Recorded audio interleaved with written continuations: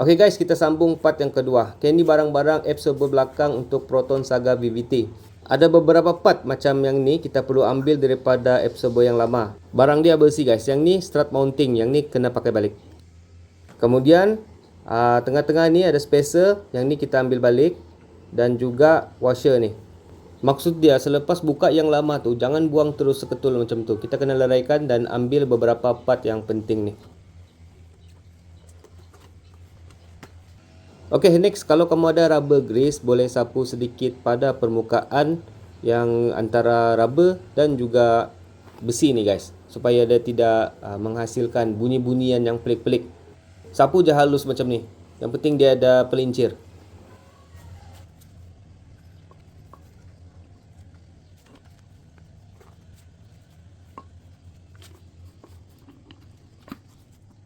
Oke guys, penting untuk diingatkan jangan ada yang tersalah pasang. Sebab kadang-kadang keliru jugalah kalau mau pasang dia punya bush-bush semua ni.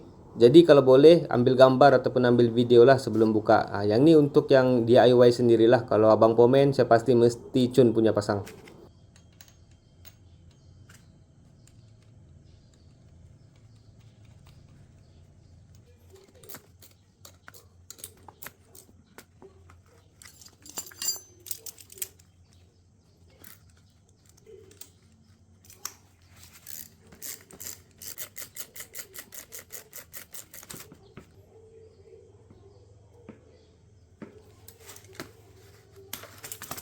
Oke, selesai kita ikat semua dia punya mounting, dia punya bush-bush semua. Pastikan tiada yang longgar-longgar lagi.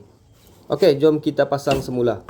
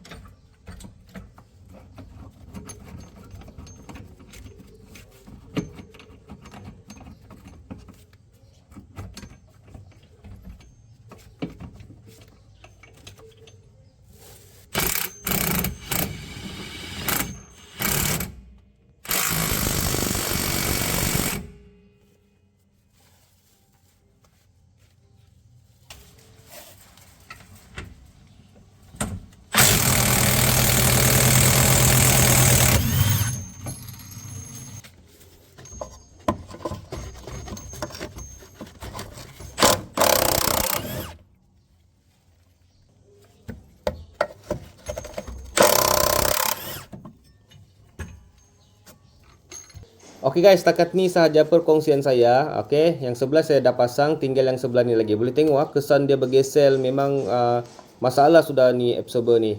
Sudahlah lembut, dia memang tengok kalau saya tekan memang rasa lembut sangat. Memang absorber ni sudah mati. So, saya akan ganti lagi yang sebelah dan pasang semula, tapi saya tidak buat video lah. Sama juga cara pemasangan kiri dan kanan. Jadi kepada kawan-kawan yang baru sahaja terserempak dengan video saya, belum lagi subscribe, boleh bantu saya subscribe channel ni, like juga video ni guys, dan share dengan kawan-kawan. Sekian itu sahaja daripada saya. Assalamualaikum.